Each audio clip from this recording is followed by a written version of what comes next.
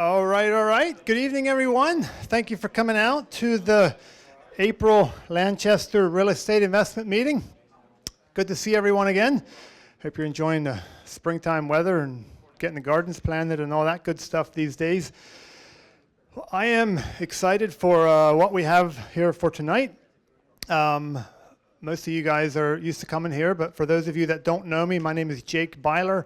I've been a part of this group for as long as it's existed, which is about 12 years, and been leading the group primarily for about the last 6 or 7 years, and just really value getting around people like this and helping to provide a space for people to come together and learn, share, network, inspire each other, learn from each other, all of that good stuff. So that is why we're here. It's a free meeting. You didn't have to pay to come. It's just a providing a space for people to get together and share and learn from each other.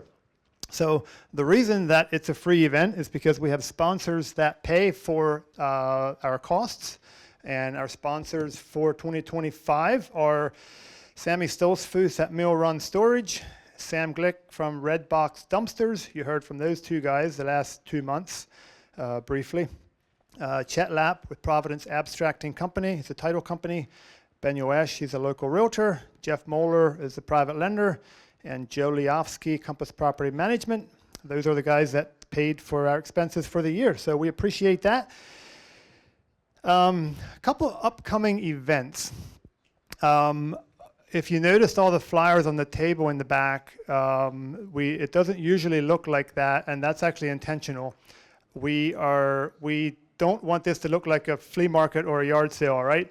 It's actually pretty often that people ask if they can promote something or if I can send something out, and we don't do a lot of that just because we don't want it to be all about that. But there are a couple events coming up that I really felt that you might want to know about. And again, the information is all on the table in the back. The first one is, and these are all events that I'm not involved with. It's just events that have been made aware of that I think would be interesting to go to. In fact, I'll probably be at several of them. Lynn Weaver from Shady Maple here emailed me a week or two ago and said, hey, just thought you might be interested in this event. It is it's called a Faith in Business Leadership event. It's a Saturday, April 26th. Lynn is one of the speakers. Again, paper in the back with all the information on.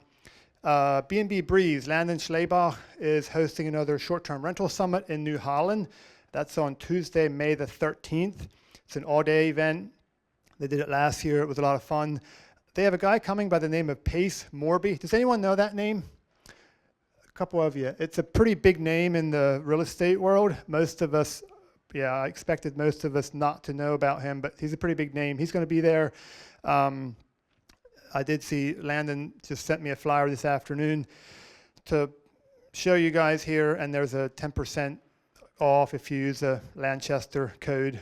And then Eli King is speaking at an event locally on Monday evening, and since Eli is here, I'm going to have him tell you about that event this Monday evening, April the 7th. Hey, good evening, everybody. So glad to see you here tonight. And yeah, just real briefly, I'm going to be speaking at the Horizon Quest Center on Monday, April the 7th. The meeting runs from 6 to 9, and the theme is how to buy real estate with little or no money down. So Nathan Rittenhouse from Everence Credit Union will be speaking for approximately the first hour on the BRRRR method, buy, rehab, rent, refinance. And then I'll be taking the other 2 hours to speak about owner financing. So very excited to, just present to you the benefits to the buyer and the seller as to how owner financing works. And I know for me it was a big mind shift. I always thought I was kind of like taking advantage of the seller, where he sold me the property, but still he let his money in. It kind of felt like a little lopsided, but there are a lot of seller advantages, and we're going to talk about how those deals are structured, why they can be a benefit to both buyer and seller, and then we're also going to talk about 6 or 8 properties that we have bought like that, how they came about, how I found them, and why they worked so well. So there's going to be flyers in the back. I'm also going to be, got a few up here that I'll be passing around, but feel free to take one and come around. Love to see you there. Thank you, Eli. So a bunch of us were together on Saturday for our first ever Lanchester Saturday workshop, an all-day event. I think we had almost 90 people there. How many of you guys were there? A handful, but definitely a minority. So we just had a lot of fun together. And one of the, Joe Liofsky was one of our speakers, and Joe's been investing since 1983, and it's longer than most of us have. So doesn't mean he has it all figured out, but it does mean he has a bit of a broad, long-term perspective than most of us. And he shared some really cool facts of what things were like in 1983 and what has changed since then and what didn't. So I thought it would be really fun to hear from him very briefly before we dive into our main topic for tonight. So Joe, you can come on up. And again, I think it's going to take 5 or 10 minutes, just kind of give us a perspective of real estate over a long term here. Thanks, Jake. I wonder how many people were even alive in 1983. There's been a few. So anyway, yeah, I'm Joe Liofsky, Compass Property Management. We used to manage properties for about 150 different owners, 500 doors. Now we manage mobile home parks. We had recently merged with PGM, and they're taking care of the apartments and houses. There's a mobile home park going up for auction on August 9th in Honeybrook, if anybody's interested. Yeah, so Jake asked me to just do a quick recap on some things that those of you that couldn't make it on Saturday, you missed a good one. And I think everybody here after the meeting should go up to Jake and ask him when the next one's going to be, because I'm sure he'll be really looking forward to doing that. So 1983, does anybody know who president was in 1983? Very good. Yep, it was Ronald Reagan. There's been 6 presidents since then. The average home price was $89,000. Minimum wage was $3.35. Interest rates, when I bought my first house, I was excited because interest rates had dropped 5 points in the last 2 years. In 1981, interest rates were 18, and 81 it was 18%. In 1983, interest rates were 13%. So those of you that are complaining that interest rates are too high now, falling on deaf ears with me. So what else happened in 1983? The Oldsmobile Cutlass was the #1 car. You know how many cars Oldsmobile sold in the last 20 years? None. They've been out of business for over 20 years. First cell phone conversation happened in 1983. The internet just started in 1983. So there's been a lot of things that have changed, and some of them have to do with numbers. So 1983, the average income was $20,000, and in 24 is about $80,000. That's 4 times as much. 1983, the average rent was just under $400. It's about $386. 24, it was $1,550. Once again, almost exactly 4 times as much. The average house in 83 sold for $89, and in 24 sold for $410. So that's a little bit more than 4 times as much, but you also have to remember that the average house in 83 was probably about 1,600 square feet, and in 24 is over 2,000 square feet. So over that 40-some year span, income went up 4%, price of house went up, or 4 times. Income went up 4 times, price of house went up 4 times, price of rent went up 4 times. So really, I mean, what has changed? You know, presidents, cars, and companies have changed, but really, real estate, the numbers are different, but the process is the same. So people have to have a place to live. If you can solve that problem that people have, the more problems to solve, the more income there is for you. You solve a lot of problems, you can get you can make a lot of income. So even though there's people now that say, oh, you can't make money in real estate, people told me that, literally, somebody told me that 40 years ago. You're only going to make $100 a house, you know, or $100 a door. And for the first year or two, that may be true. But if you get a fixed rate mortgage, your payment stays the same, the rent keeps going up. So anyway, a lot of things have changed in the last 40 years, but the big chunk of real estate piece has stayed the same. So if you're worried about, spending a lot of time or money on something that may not be around, or that's going to change or be completely different a few years from now, I don't think that should be your biggest concern. People have to have a place to live. If you can solve that problem, you can make a lot of money. So that's it. Next time you want to hear the whole 30-minute spiel, come to the seminar. And so when is the next one going to be, Jake? Well, let me talk about that, because as we were getting started on Saturday, Joe was saying how he said the next one's going to be so much easier. And I said, that's right, because you're the one going to be running it. I certainly wouldn't say this to complain or for any other reason, but it was way more work doing that than I thought it would be. Partly because I had never done it before, but it was a lot of work. It was also a lot of fun, and it's how we learn to do new things, right? Also, a very quick fun fact. Most of you guys are probably surprised to hear me say this, but every single time at these meetings, like there's a, I don't know if stress is the right word, but I get there's kind of a weight around hosting these meetings that I feel usually the entire day or even a couple days before an event. I'm not looking for sympathy. I'm not complaining. I'm just telling you the facts. It's just always a reality. But guess what happened? After we hosted the one on Saturday, this actually looked a lot easier. It's just a reality. If we keep pushing ourselves and doing things that we're not comfortable with, the things that were at one point hard tend to somehow get easier. It's just how it works. So anyway, so speaker for tonight. This is going to be fun, guys. I'm excited for this. My brother Jonas, he goes either by Junior or by Jonas or by both. So if you hear both names, it's the same guy. He's my little brother, a little taller than I am. After they got married about a little over 15 years ago, him and his wife had sort of a dream to, at some point, have a little farmette, produce farm, whatever. I'm not sure how specific they were with it.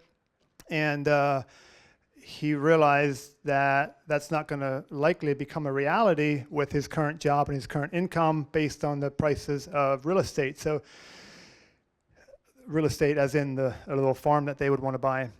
So he got into real estate investing about 15 years ago, bought some rental properties, started flipping some properties, and he got really good at it over time. And a lot of what he's going to be talking tonight is kind of the journey through that. And we were talking about this earlier, like he wasn't even sure what to call the presentation because it's like, what do you even call this?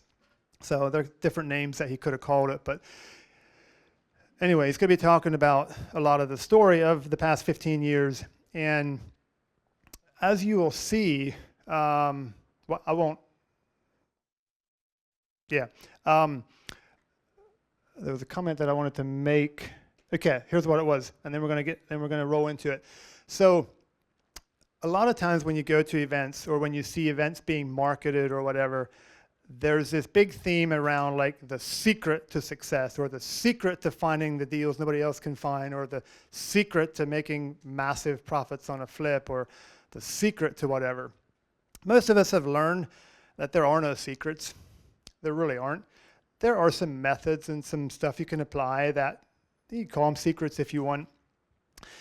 But in my opinion, and you're entitled to your own opinion, but in my opinion, the closest that you're going to get to a secret to this business are going to be revealed in the presentation tonight. I was flipping through his presentation earlier, and that's my opinion, that as close as you're going to get to secrets in the business, they're in his presentation tonight. So I think it's going to be a lot of fun. I think we might as well roll into it. So please help me welcome my brother Jonas.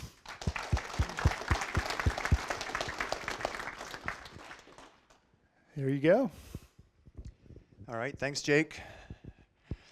So you already heard a bit of our story. The farm was kind of a dream, and the real estate was the vehicle to get to that dream.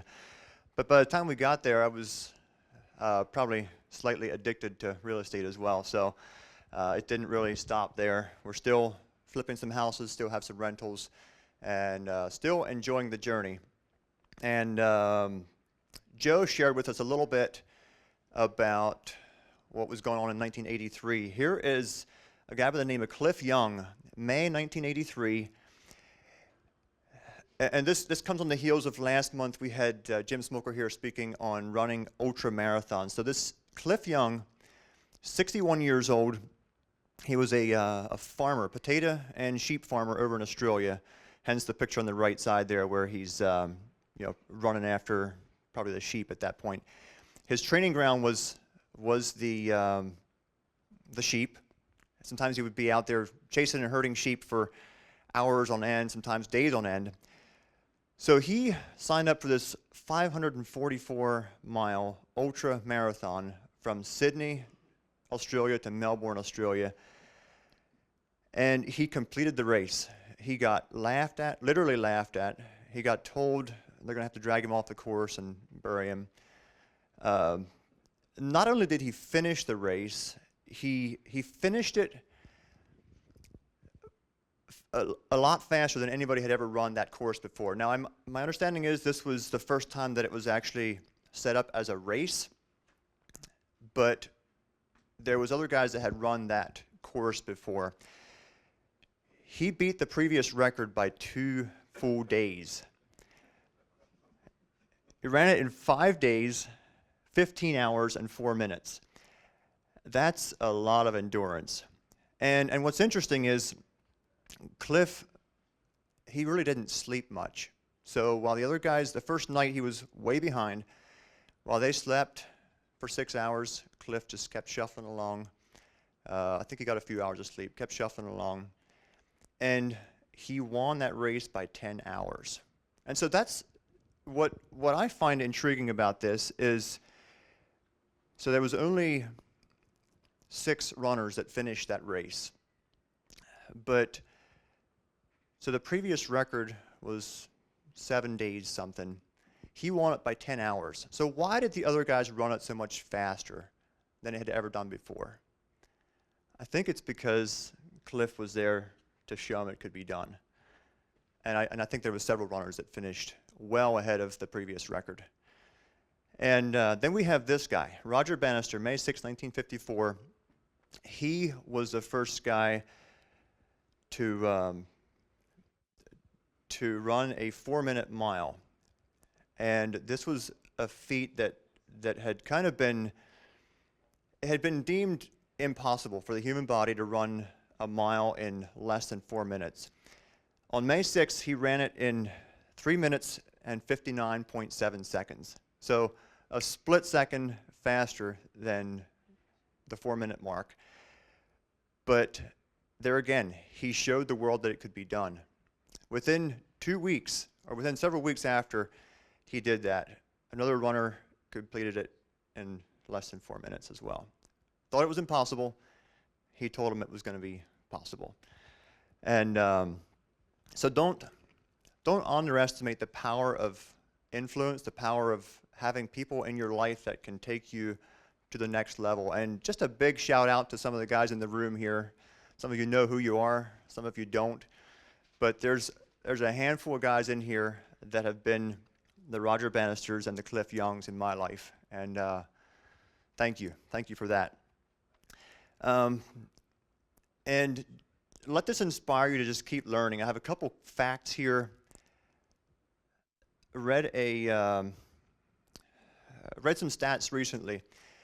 42% of college graduates didn't read another book after graduating. Can you imagine? Graduate from college, 42% didn't read another book. What a shame. What a waste of human resources. 80% of the households in the U.S. didn't buy or read any books last year. 80%. And then I found this was an interesting one. Reading for just 6 minutes can reduce stress by 68%. I actually tried that on the way in this tonight. If it worked, I'm really glad I did it. All right, the power of a seed. So as a produce farmer, we get to we get to see the power of the seed. So we literally, at the beginning of the season, we buy all our seeds in. They would literally fit in like a 2-quart jar, just a small jar. The entire season, the seeds would all fit in that small jar. And we plant those seeds, we transplant the seedlings, and we literally ship the equivalent of truckloads of food from that little handful of seeds. And I'm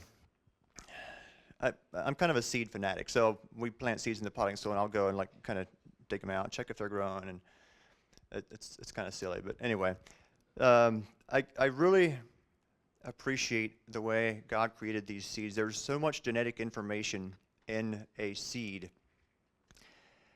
You can plant in the same soil. You can plant seeds that'll produce red beets, orange carrots, green cabbage, all kinds of colors, yellow squash, brown peanuts, blueberries, white onions, out of the same brown soil. And that information is all stored in that little tiny seed. You can grow hot peppers, you can grow sour lemons, you can grow watermelons, they're sweet. You can grow bitter herbs, you can grow plants that'll kill you, poisonous plants, you can grow medicinal plants, and then you can grow weeds. And you get the same soil, the same sunshine, and the same rain. So what's the difference? It's the seed. And so I think equally important is the seeds that go in here. And so here's a little video I found really fascinating. This is a bean seed going through its germination stages. And I envision this being like information being dropped into your brain. And it starts to spiderweb out into your brain, and it starts to cut grooves into your brain. And you see it, there's a lot of stuff going on with that thought or with that information that you're allowing to go on in your head. And then finally, it just kind of pops up. And so you're storing that information, and you end up with a thought or an action. But do you suppose that by allowing a thought into your mind, there's things going on in there that you don't even really know, you don't really grasp, but your subconscious mind, I think, is already putting down roots in your brain. So all that to be, just to say, be careful what you allow into your mind. All right, you guys came to hear about real estate, but I got one more slide here on seeds. And the Bible talks about seeds. It says, "Be not deceived, God is not mocked, for whatsoever man soweth, that shall he also reap." Galatians 6:7. If you plant honesty, you will reap trust. If you plant kindness, you will reap friends. If you plant humility, you'll reap greatness. If you plant perseverance, you will reap contentment. If you plant hard work, you will reap success. If you plant forgiveness, you will reap reconciliation. If you plant faith in Jesus Christ, you will reap eternal life. So guys, be careful. Careful what you plant into your mind. It will determine what you reap later. This is true in business. It's true in relationships with family, your children, your co-workers, and I'm sure it goes a lot deeper than that. So, 15 years ago,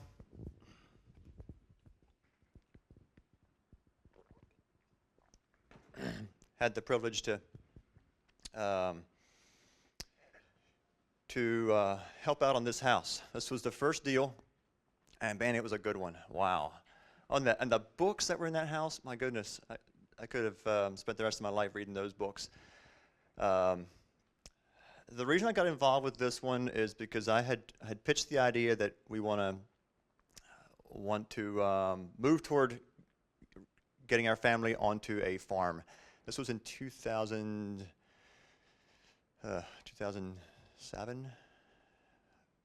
well, I forget, 2010.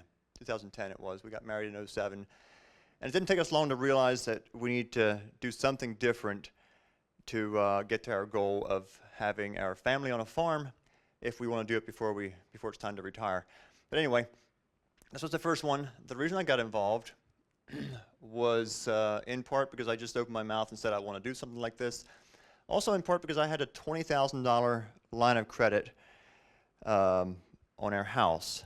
And with that $20,000, it made the purchase of this place possible. We did end up borrowing more private money to get it fixed up, and had a lot of fun doing it, but it was stressful because we didn't know how it was going to turn out. And I go by the philosophy, don't take bigger risks than you can afford to lose. And I felt like, looking back now, this one feels like maybe it didn't quite fit that bill. This house needed everything. But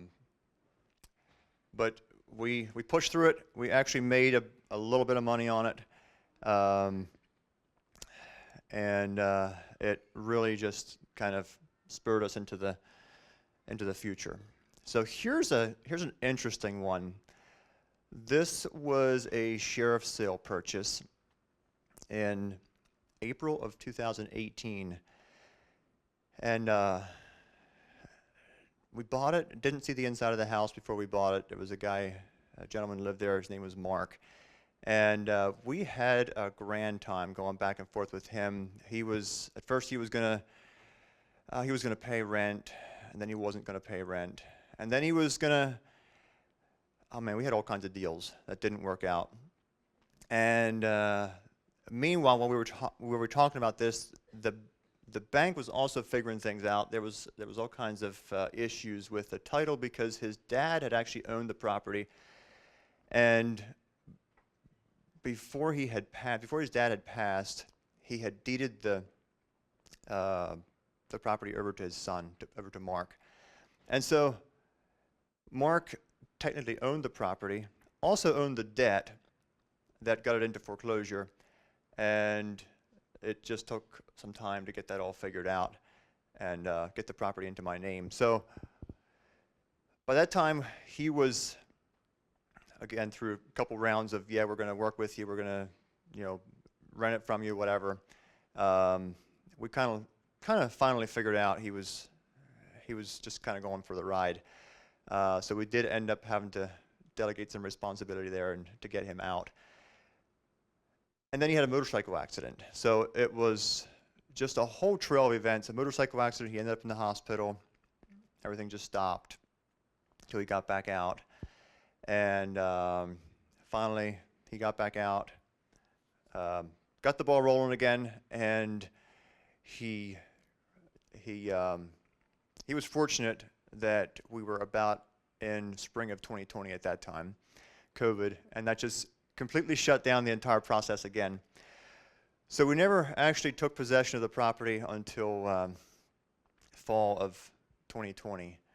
And what a rascal. He was a great one. I still wonder how he's doing now, but he literally, when the constable arrived, or when the sheriff arrived, whatever it was, to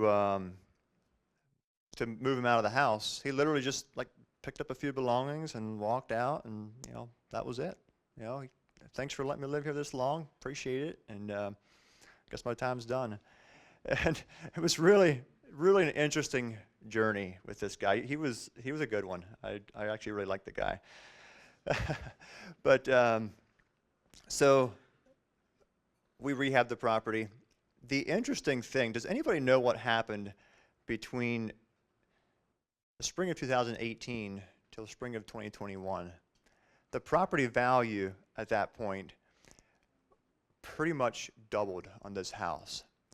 And that, I had totally not seen that happening. It was painful. We had borrowed a little bit of money on it at a good interest rate. I think my interest payments were $200. And I wrote a lot of $200 checks every month, just again and again. And when I send my interest checks out to my lenders, I like to always just write a little handwritten note that says where we're at in the process. You know, are we fixing it up? Are we drywalling? Are we painting? Are we, you know, whatever. And this one was just painful.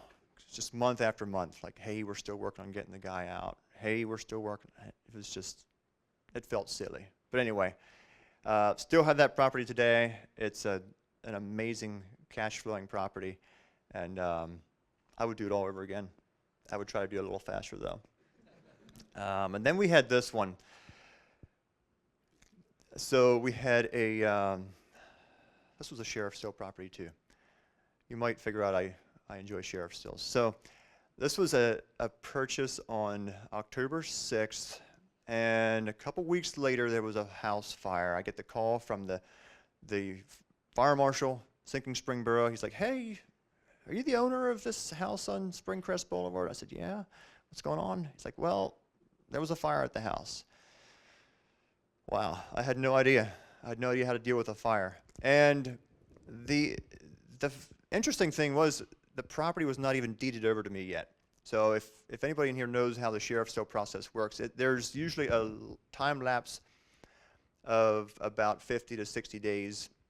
It can be more than that until you get the property deeded over into your name. But I have a habit of getting insurance on the properties as soon as I have an equitable interest, which is right after the sale.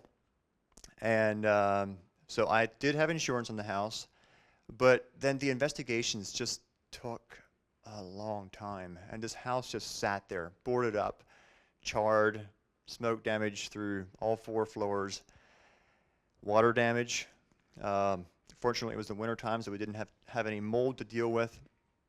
But they had to figure out, was it arson? Was it, you know, what was going on here? And then there was the whole thing about the previous owners. They still had their insurance on it. Who's gonna cover the insurance? Is it theirs? Is it mine? And the sheriff's department, where I bought the property, they reached out to me and they were like, hey, look, if you want to just back out of this deal, we'll have grace for you. You know, not a big deal. And so we said, no, we're going to stick it out. We're going to see what happens. We're going to learn about fires, and we're going to learn about insurance. And so we did. It was a bit of a journey, but you know, that's the beauty of knowing people that have experience in real estate. And so I called up a guy that I knew had a fire, and he said, hey, you need to get yourself a public insurance adjuster, somebody that's working for you, not working for the insurance company. You need to have somebody working for you to get this this mess straightened out. And so I hired a guy, would 100% recommend him. He really went to bat for us, really worked hard. And even though the investigations took almost 4 months, and the renovations then cost us an arm and a leg, we had insurance money to cover that. And so I think the biggest thing here was, you know, whose house is it? You know, we didn't really know. Nobody really knew. There was, like, the sheriff didn't know. Nobody could tell me whose house it was. But because I had an equitable interest in it, and because by the time the insurance had everything figured out, the prior owners did not have an equitable interest in it. The bank had completed the foreclosure process at that point. It came back to me. So that one, I would do that one again too. Yes, So Eli. would you recommend that method of moving the tenants out over Mark's method? So would I recommend that method over the previous one? Actually, I don't like to force them out either way. I like for them to leave on their own terms. Didn't they do that on the last one? They did. They did move out on their own terms on the house that had the fire. But then there was this whole thing about their stuff that was in there, which was all damaged with smoke. I don't know if they even really kept anything, but we did set some stuff aside for us. They moved it into storage, and I'm suspicious it's still in storage, but I don't know. Nor is it my problem. So then we bought one in Landenberg, and this guy was was, man, I wish I could have helped this guy. He was he was divorced. He had I don't know if he had mental challenges, but he was just he was a real challenge. We'll just put it that way. So we met him before we bought the house, and he pretty much just said, nope, ain't gonna happen. It's not gonna sell. It's a scam. It's not gonna happen. And he continued to insist that it was a scam for months and months until we finally got got the civil process involved, and they had to move him out. This was not the way I like for them to go down. I like to be able to work with people, and usually we can make it a win-win situation. This guy just flat out didn't want a win-win situation. He just wanted to keep living in his house. And so it was difficult. Finally connected with his dad, which owned the farm across the road, lived just up the road on the farm. And his dad told me that Jeff is probably not going to change. He's probably not going to work with me. He said, just do what you have to move him out. And so that was a big help. His dad really, really helped me out, really inspired me just to do what it takes. And so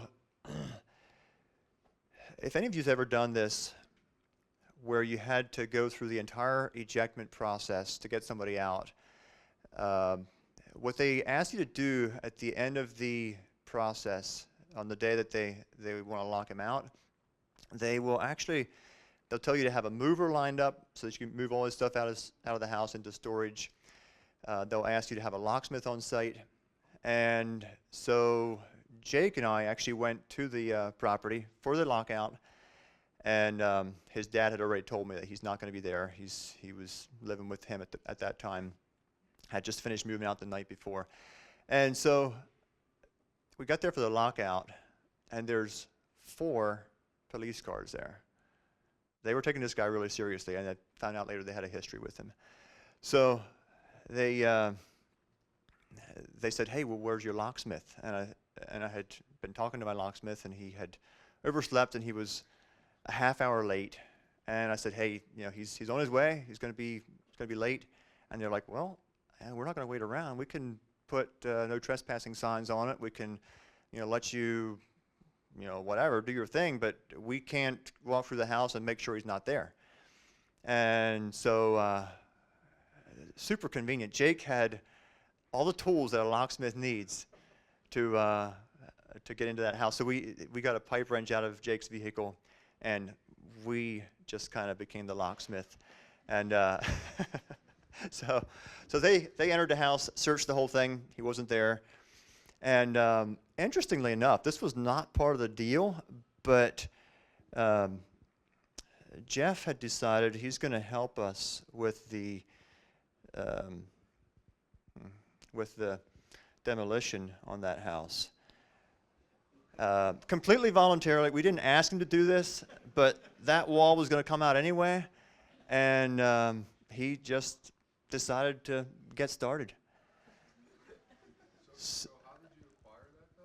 So how we acquired this one, this was also a sheriff's sale property. Yeah. Yeah. And so then here's another one. This was I don't remember the dates on this one. Jake, I think this thing's not liking me anymore. But I think it was 2015 we bought this one, and super nice family living there. Just a great Christian family. Just fell in hard times during the recession, and this one actually was on the sheriff's sale too. They had gotten on behind during the 2008-2009 crisis. He had lost his job for a while, and so they were still there because they didn't know where else to go. And we didn't meet them before we bought, but the outside looked kind of cleaned up. It was sort of well kept, and so we said, yeah, you know what, we're going to take a chance on this one. I think it was $32,000 something for this house. And they wanted to stay. We rented back to them for $900 a month, did some roof repairs, did a few minor things, replaced some windows, and they just kept renting for a number of years at $900 a month, which was below market, but that was okay. They just really appreciated that we were there for them, and this is how I like for them to end. They actually ended up buying this house back from me 7 years later for a profit, but also at a reduced price because they were just super nice to work with. So take that difference in a response. This is the way I'd like for it to end every time. I would just love for people to understand we're actually there to help them and not to chase them. That we really do care about the people in the house and not just the house. So great story on that one. And then we have this one. This was a bank-owned property that I bought, also occupied. And whenever you have a bank-owned property, the bank already took possession of, and you still have the people living there, it's probably a sign. It's probably a sign that they don't really want to leave. So we tried to reason with these people, and they didn't want to reason with us at all. There again, they pretty much milked it out to the last day, and this is in Quarryville, close to the Tanglewood Golf Course. Really nice neighborhood. Really, I never did get to hear what these people's story was. Most times I end up, kind of finding out, but these people were pretty tight-lipped about it, and so we didn't get a whole lot of dialogue. But on the way out, I thought this was interesting. They actually the photo on the left there was on the wall inside the house, where they made a checklist of everything they want to take out of the house, and I think they got everything because they got it all X'd off. And except they didn't take everything. They didn't. We literally had to wade through the garbage. The respectful thing to do when you sell a house is to broom clean the house and just sweep it before you go. I don't think they even tried. They just they kind of just left it, and so we ended up filling, I think it was 5 large dumpsters with their stuff, and we took some stuff along home too. They just, I don't know, they just decided to donate all their stuff except the stuff on the checklist. And then there is this one, Shannon Drive, Baltimore, Maryland. This is going to be good. I have a feeling it's going to be good. This one was a property where also occupied. By now you probably figured out I sort of enjoy this challenge. I think it's a single mom living there with her 2-3 kids. I'm not sure how many there are. And she claims to be paying rent, but it was a bank-owned property. And so I just bought this last week. So I don't know who she's paying rent to. I have my suspicions. But crazy things happen in Baltimore, Maryland. And I think what's going on is, so this house was vacant. I have a good friend of mine lives down there, and he'd been watching this house. And then it finally came up on auction.com. So I think what happened, and I could be wrong, I believe somebody just noticed a vacant house and they said, hey, we could earn some income off of this. And got her in there. So right now she's just scared. She doesn't want to talk to us because she's like, well, who owns this house? How can I trust anybody through this whole situation? And so we're just taking it easy, trying to build trust, and then we'll figure out what needs to be done. Does it scare me? Yeah, a little bit. I've never done any kind of ejectment in Maryland. It's a liberal state. Is it going to take a long time? I don't know. Maybe. Do I wish I wouldn't have bought it? No, not really. We'll just go. We'll just do whatever it takes, and hopefully they'll work with us. Hopefully we can rent to them for a while.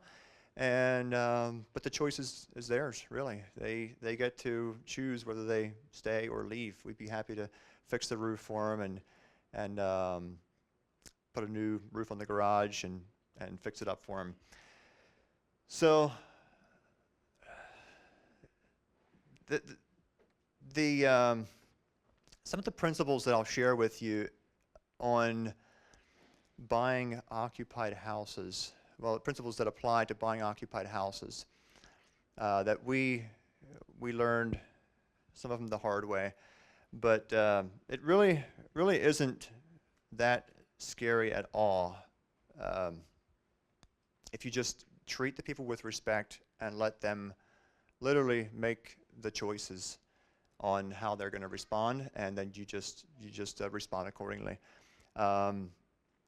Certainly provides an education. We've made plenty of mistakes. Made some mistakes several times just to make sure that it was a mistake, and so what did I learn through all of this? We'll go through some bullet points here. I learned that everybody has a story, and sometimes all you have to do is just take the time to listen to that story, and you really just got to train yourself to be a good listener, and that builds a lot of trust. If you can just hear them out, oftentimes they've been misused by the bank, or so they think. Something's against them, and a little bit of compassion just goes a really long way in building trust. And here's another big one. Don't assume that a person in a bad situation is a bad person. We tend to think that people that get themselves into these kind of situations are just bad people. They just don't know how to do life. When in reality, maybe something just went wrong. Maybe they lost their job. Maybe they didn't start from the same place that you and I did. Maybe they grew up in a broken home, and it's just, they just don't know, they don't understand life or don't look through life with the same lens that we do. And that has really helped me to have compassion on these people. And don't assume that they're going to be angry. Sometimes these people are so grateful for you to buy their house and give them an opportunity to either rent, buy back, rent for a season till they find something else, or whatever their needs might be. Another thing that's really important to remember, a few small decisions compounded over time can put you on a difficult path. And that's usually what happens in these situations. The one where, the story of Jeff there in Landenberg, one of the 4 police officers that showed up that day actually knew Jeff, went to school with him, and he said Jeff had an incredible opportunity with, growing up with this house, and he said somehow things just started going wrong in his life. And I think it's important to remember, maybe somebody didn't just go out and commit some big crime. Maybe it was just small decisions compounded over time. And Darren Hardy talks about the compound effect, wrote a book called The Compound Effect, and it really talks there about the small choices that you make and how important those seemingly insignificant choices can be. And this is a lesson for all of us, because we've all seen wealthy or successful people that over time just made poor choices, and it led them down a path to destruction. And people have good intentions. It's actually very common we buy houses that are dirty and and messed up and trashed, and they have a lot of cleaning supplies in the house, more than we do in our house. I mean, they really stock up on cleaning supplies because they have good intentions, but you have to put those intentions into action. The other thing we often find in these houses is we find money. It's laying all over the place. There's coins on the floor, there's dollar bills in the drawers, there's a lot of money in the house. Why? Why did they lose the house? I mean, yeah, probably not. That money that we find is probably not enough to make the payment, but the habit is what would make the difference. The habit of just letting money lay around, the habit of not being careful with your decisions. And, you know, I used to laugh at my mom when she cleaned, and I almost mocked her for cleaning where it wasn't dirty. And our house was always clean, but she cleaned every week whether it was dirty or not. And now, after seeing some of the houses and some of the messes that we have, I can appreciate that she didn't wait to clean until it got dirty, because we've seen a lot of that. So what else did I learn? Return on investment is super important, and we could have entire courses on return on your investment. But what about return on relationships? And this is like, I look at relationship building as putting money in the bank. It's a deposit that you can draw on later. So whenever we buy a house, we like to talk to neighbors. We like to just build relationships with the people. It doesn't take much at all. You see them outside in the yard, you just go over and talk with them or introduce yourself, tell them what you're doing, open the lines of communication. You can get fancy and give them a plate of cookies if you want, but you don't have to. Just simply have a relationship. Give them your phone number. Tell them that you want a phone call if somebody breaks into your house, and they kind of take ownership of that. They're like, yeah, we're really, you know, we're going to watch out for you.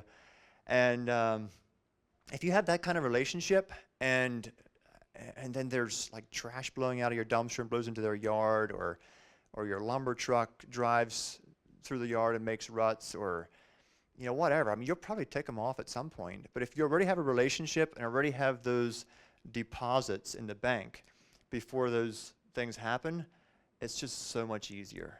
So much easier. And the same goes for tenants. You know, if you have a relationship with a tenant and you respond to you know, a leak in the roof or whatever it might be, just so much easier to work off of a relationship than it is to work off of you know, to work from behind. Another thing I learned is that I should never be the only one that benefits from a transaction. It's just, that's not a biblical approach. It's not welfare and what do you call it? Other types of income, I'll just say, from the government is not God's way. Yes, he did have a welfare system back in the Old Testament where every farmer was supposed to leave a certain portion of his field for the poor. But even that transaction was not just one person benefiting from that. It was very intentional and by God's design. And so I firmly believe I should never be the only one that benefits from a transaction. And you might say, you know, who benefits when I'm kicking a guy out of his house?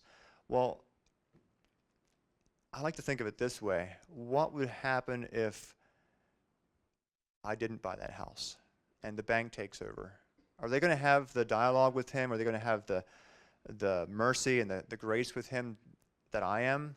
So I think by giving people opportunity, they are benefiting from me being a part of that transaction.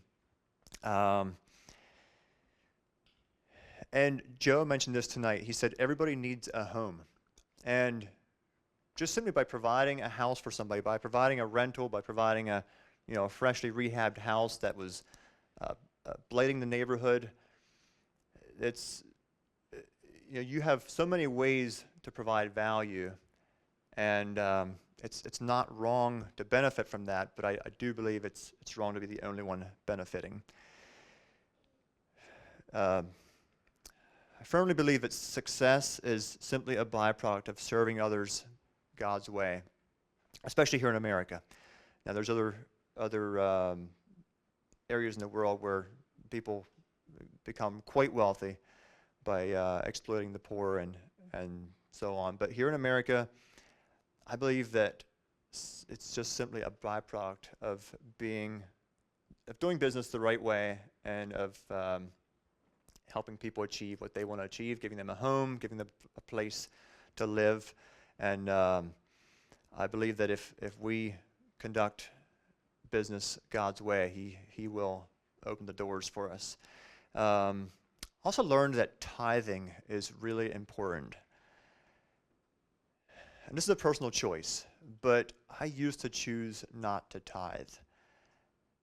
And I looked at it as an Old Testament thing. I looked at it as like a Law of Moses thing, and the Bible, doesn't say a lot about tithing in the New Testament. But my perspective is different. So you're thinking, what? God needs my money? God doesn't need my money. He owns the cattle on 1,000 hills, and He owns the hills that they're on, and He owns the land between the hills, and everything above and below, and everything else on the hills. Like he's got it. He's got this. He doesn't really need my help. So I've come to the conclusion that tithing is actually more about me. And yes, it is a 10%. Tithe means 10%. And it's 10% of your increase. And until I got a hold of that, things just didn't quite flow. And so it's a concept that's hard to wrap your mind around, because you think, well, if I give away 10% of my profits, I'm barely paying my bills the way it is. How does that work? Am I going to be able to make it? And the answer is yes. And if you read Malachi chapter 3, God actually invites you to test Him and see if He will not open up the windows of heaven and pour out a blessing. And so then I started tithing and doing 10%. And after a while, I realized, you know what? I'm not even giving anything. I'm just doing what's obligated. So tithes versus offerings. 10%, you shouldn't even look at it as yours. It's God's money, no questions asked. Beyond that is what you're giving. My opinion, your choice.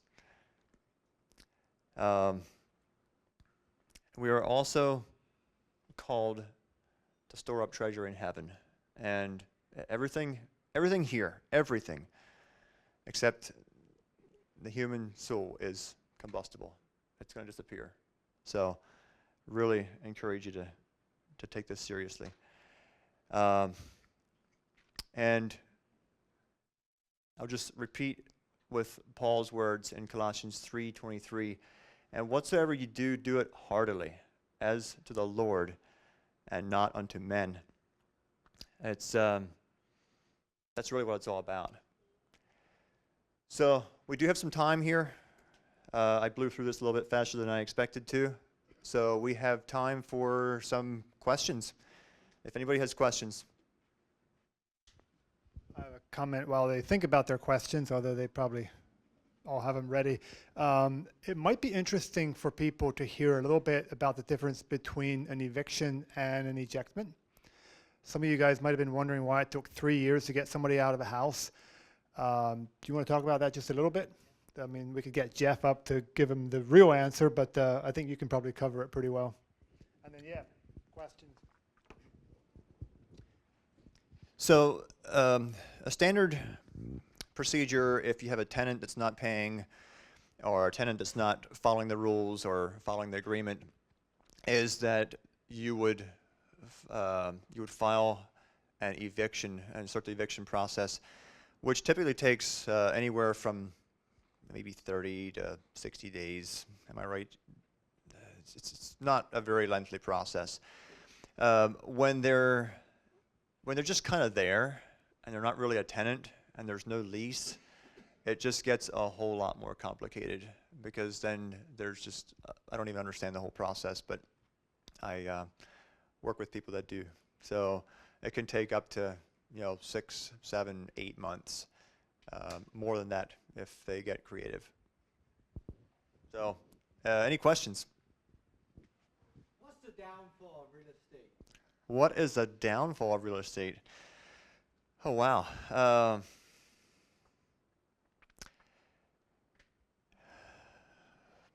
really haven't discovered any reasons not to buy real estate.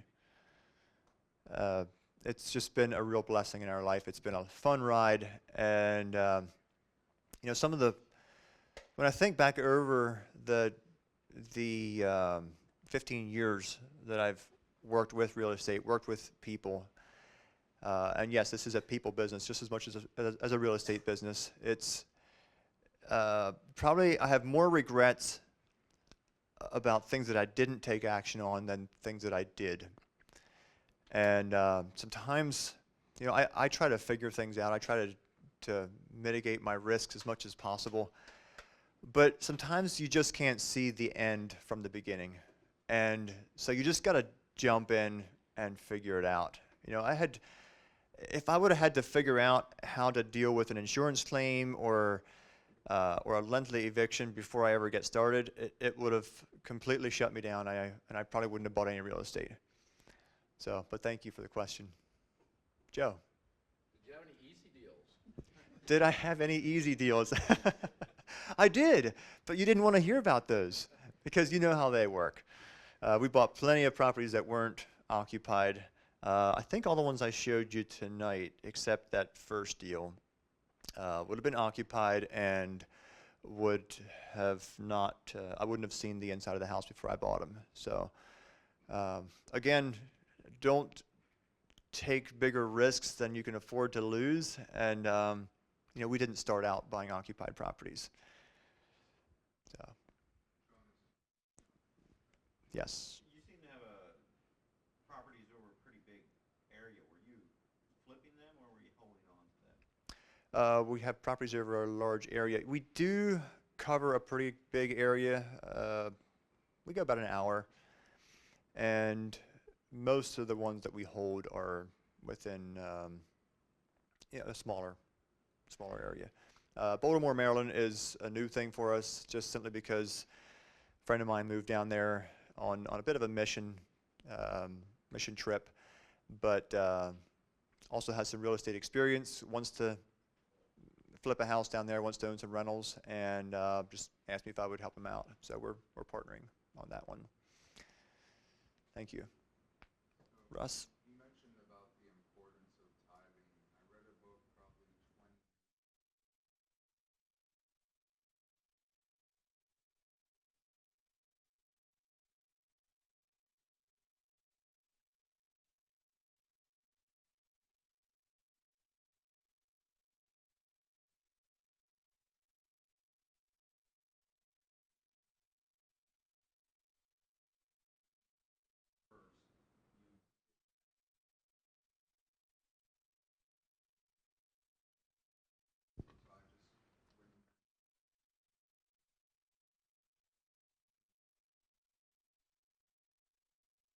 Yeah, thanks for that comment on tithing. The book recommendation, First Fruits Living, and I'll have to check that out. But absolutely, the first 10%. If you wait and see what you have left over, the 10% is going to probably have disappeared before you get there. So very important to do it God's way and give it right off the top, and then let Him pick up the pieces on the back end. All the way in the back?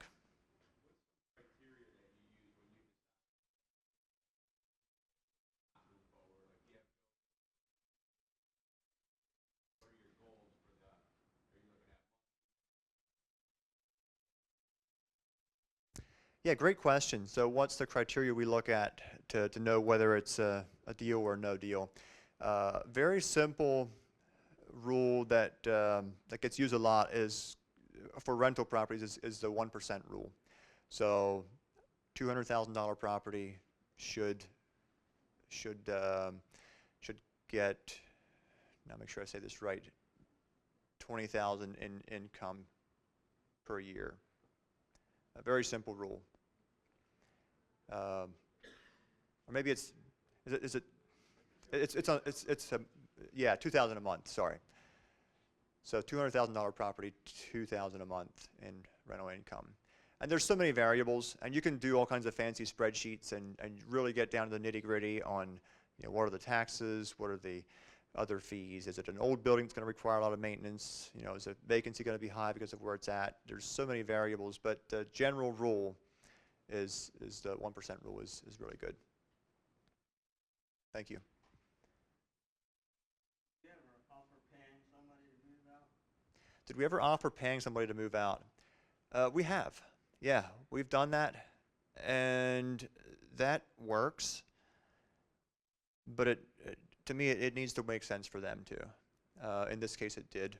It was a property that we bought that they desperately needed cash. They didn't really need. They didn't want to stay. They were done with that house, but they needed some cash, and we were able to provide that for them, and they cooperated very well. So thank you.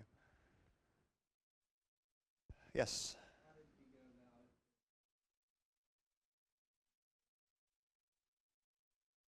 it? So how did we make that first contact when we bought the houses?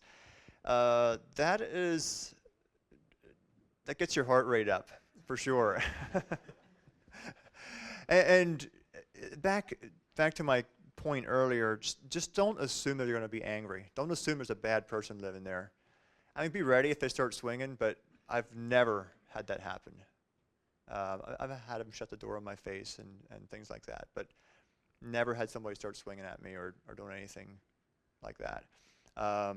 No, you just try to be respectful and acknowledge the pain, the hurt, the misfortune that they've been in, and ask if there's a way we can handle this that they can benefit right along with you.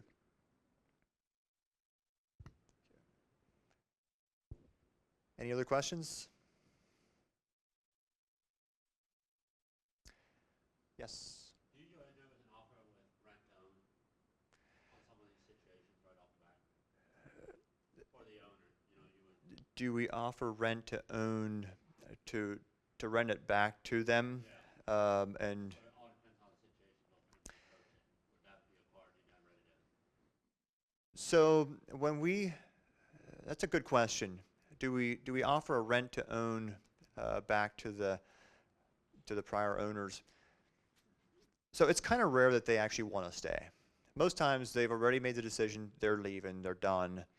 Or if they do want to stay, sometimes they're just irresponsible people, and you need them to not stay. Like that one house But- that you showed, that was only one time you had that situation with it. No, I've had several over the years. I've had some that I sold back to a family member after a period of time. But the lease or the rent to own, I would separate the rent and the rent and the sale. So what I would say, if they want to buy back, don't enter any kind of agreement, because you don't know what is going to happen in the meantime. You don't know what they're going to demand of you for the condition of the house. You don't know how the house is going to appreciate until that point. It could be years and years later.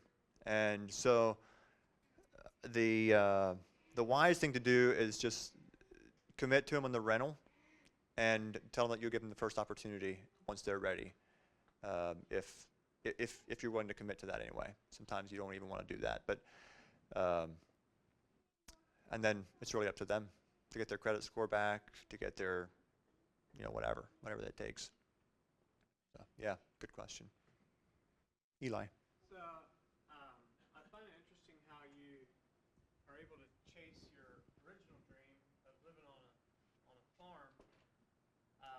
And I remember how a couple years back you were really struggling with poor timing of trying to shut flipping down and you had to get in the fields or the greenhouse, but because of various circumstances like the tenants didn't move out when you wanted them to or whatever, you had these projects that dragged into the summer, and then you got a partner. Can you tell us a little bit um, how you successfully chase your dream of living on the farm while keeping the flipping thing going, and then also talk about your partnership a little bit? Yeah, great question. Thanks for bringing that up because I was going to touch on that. Uh, on balancing the farm and the real estate businesses, and we tried to do this for several years, where we would try to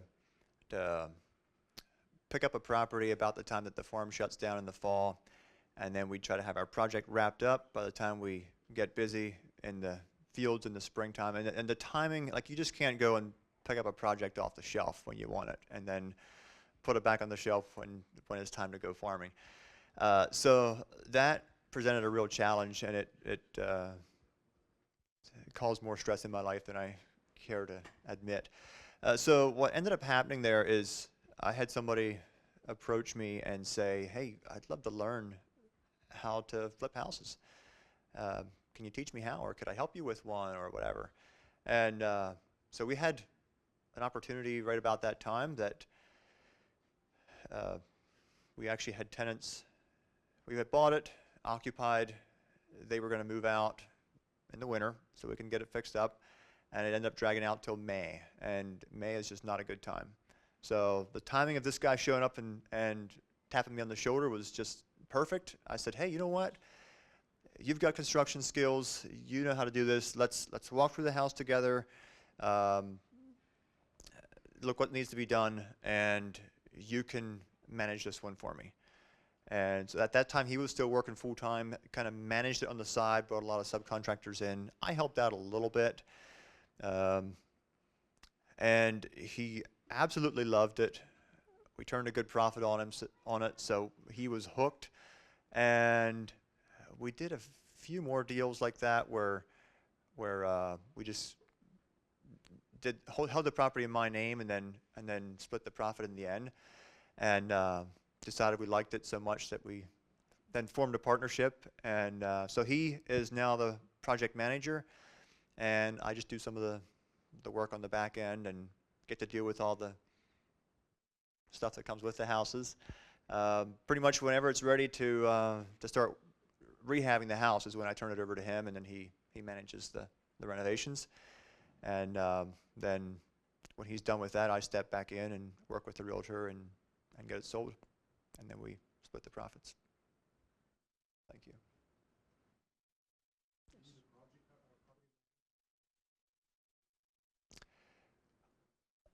Do we use a property manager for the rentals? We do some of each.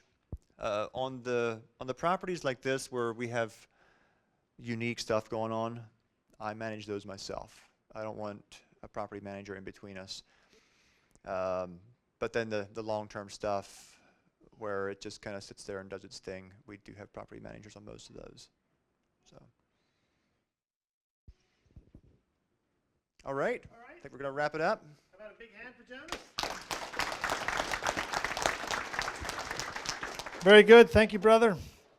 I was just taking some notes there, some stuff that you were mentioning, and some stuff that I just thought of based off of the content that you shared.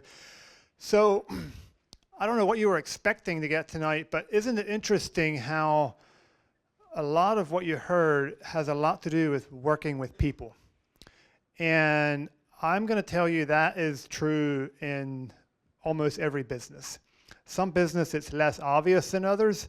You know, some of the subcontractors that they get in to do this work is going to be more specific to a product or to a trade or something.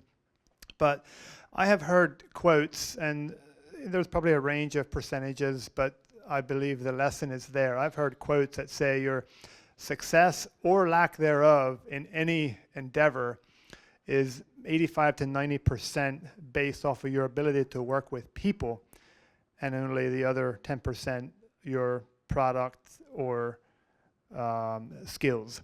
So it's something to think about. And that actually is why I have read more books on personal development and how to work with people than I have read about real estate investing and how to flip a house.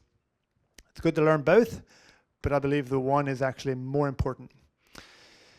Just my opinion. Actually, it's not just my opinion. It's a lot of people's opinion. I hope you you caught that. He mentioned it here, and it's in his bio as well. He has written success in any business is a byproduct of following biblical principles and providing value to others. It's really about providing value, solving problems. We don't generally look at it this way, but if you are working somewhere or you're doing something and you want to earn more money, what you really need to do is just solve more problems or solve bigger problems. And that is kind of what he was doing by buying occupied properties. Buying an occupied property with an uncooperative occupant is kind of a big problem. And then you have an opportunity to solve a big problem. Now, just because it's a big problem doesn't necessarily guarantee that there'll be big profits. But there might be a clue there.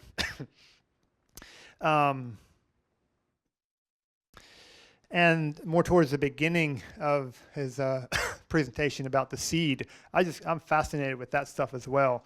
And that video was pretty cool. And I realized that that's one of the reasons why we talk about reading as much as we do. There's a number of benefits to reading, but one of them is because you can kind of pick what you're putting into your mind. And those stats of people not reading, what did you say, 80% of households didn't read a book last year? That's mind-boggling.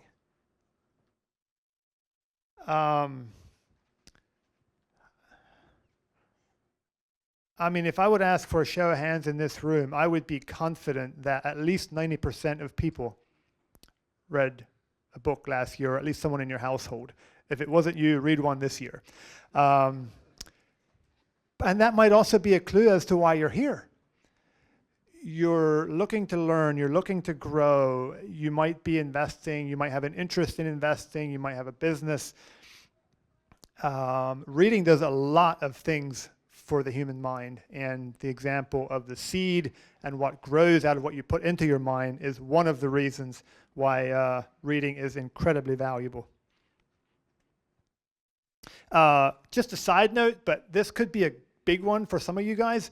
Did you hear what he said about so the property that he was paying his private lender a couple $100 a month for 3 years, and he was trying to every time he sent a check, he would put a bit of an update, except there was not much of an update because it was the same story.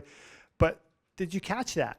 If you have a private lender and you're sending them a check every month, send them a handwritten note. Give them an update. There's probably a couple private lenders in the room that could tell you that that's appreciated. And I will tell you, some of the guys that Jonas and I have worked with are not what we would consider professional private lenders. It might be an acquaintance or a neighbor or someone that we've got to know over the years. And those guys appreciate being part of a project and knowing what's going on, keeping them updated. It's a small thing, but I consider it to be something that's really, really valuable. I think that is it. I'm going to grab my other notes here, make sure I'm not forgetting something. But again, the events that we mentioned at the beginning of the meeting, if you're interested in any of those, flyers on the tables in the back. I did not. Well, Eli brought a stack of papers for the event for Monday evening.